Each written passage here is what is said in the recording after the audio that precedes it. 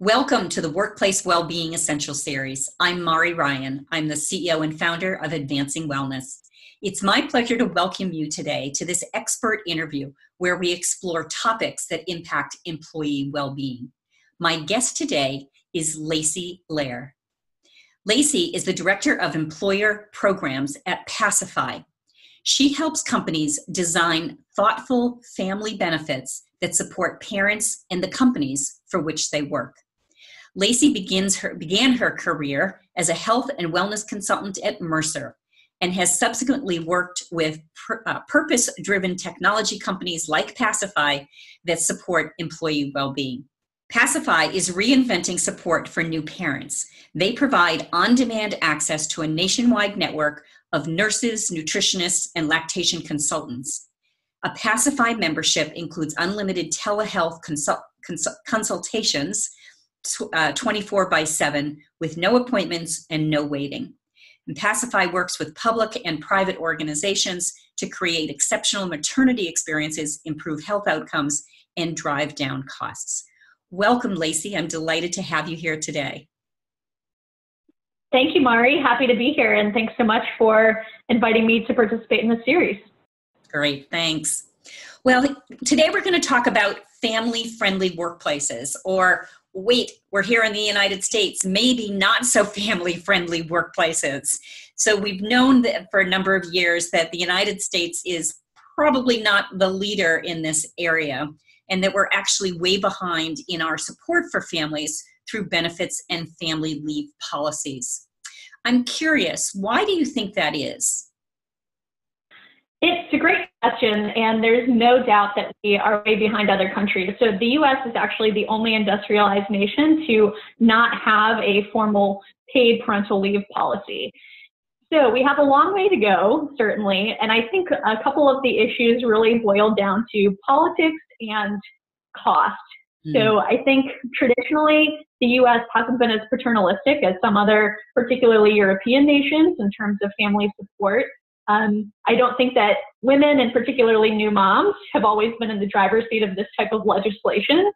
And I think sometimes, especially when it comes to paid leave, although there are many other types of support for growing families, when it comes to paid leave, it's typically a very expensive program when you're talking about salary replacement and getting other folks to cover specific work. So because of those two things, as with many issues, I think politics and cost play a big role there. I do think the good news is we're seeing, particularly at state level, whether it's states like California or most recently New York, some state-by-state laws that are at least addressing the paid leave component. Of course, FMLA is in place, so job protected leave for folks. But what we find is that really only covers just over half of workers, because certainly there are smaller businesses that aren't covered by that, or part-time workers. So it's just about 60% that are covered by that. And roughly a third of workers have access to some type of paid leave. So the good news is we're seeing progress. We do certainly have a long way to go. And what we've seen most recently is states taking it upon themselves and employers taking it upon themselves to really create progressive environments and support women in growing families. Well, it's great to hear that there's progress on this, because certainly we know that small businesses and, as you mentioned, part-time workers, are probably not going to have any access to these kind of benefits. So it's good to hear that states are making some movements in this area. Absolutely. So maternity benefits are typically offered through a health insurance plan, and sometimes employers may add some additional policies that they might, such as you mentioned, the parental leave types of things. Tell us a little bit about how these benefits have evolved. Sure, that's a great question. And certainly the status quo is to have some type of maternity program in place through the insurance provider. So pretty much all of the largest insurance providers, whether it's for self-funded companies or fully insured companies, will have some type of maternity offering. The bad news is these programs really haven't changed a lot in the past 20 years. So you let your employer know that you're pregnant, and usually sometime during the first or second trimester, you get a big packet in the mail from your insurance company. It has a to-do list by trimester for you. It certainly has your health risk assessment. You have access to a generic breast pump. and then some iteration of the What to Expect series. So some type of static content, breast pump, checklist, pregnancy packet. I think what we're finding is, and I think there's been an interesting number of new companies pop up like Pacify and others that are really trying to help make a better experience for growing families at work. We find that particularly options that have a little bit more mobile access, or really that have on-demand availability for employees. I know for the carrier programs, many of them are structured around outbound nurse calls, and employees don't love getting those or feeling like they're being managed. So we typically see low single-digit percentage participation in those types of programs. Now, of course, things like the health risk assessment are crucial, and it's super important to know what types of support you have in place through your insurance provider. But I think, because we're seeing things like 80% of pediatric ER visits being dismissed as non-urgent, or a lot of moms not able to meet their breastfeeding goals, the World Health Organization recommends exclusive breastfeeding for about 6 months, and we're nowhere close to that today. So we're certainly seeing gaps in what's being provided and certainly what parents need help with. And because of that, I think that there's been more innovation in the space to really, again, provide more on-demand support, mobile care, more of a holistic experience for employees. Well, it seems like it's an area that is ripe for innovation and, moving with the technology and other elements. So what are the key trends that you're seeing with regard to family-friendly workplaces? It's a great question, and we are certainly seeing that this is a topic that employers are investing in. So we did a survey earlier this year, actually, with a number of large companies, and simply asked them if maternity and paternity support were areas that they were either ramping up in for the next 12 months, maintaining the status quo, or cutting back in. And we actually heard that no large employers that participated in the survey were cutting back in maternity and paternity support. We did see the vast majority, around 57%, sticking with the status quo, and then about 43% investing in more support for their growing families. So it's certainly an area that companies are investing more in.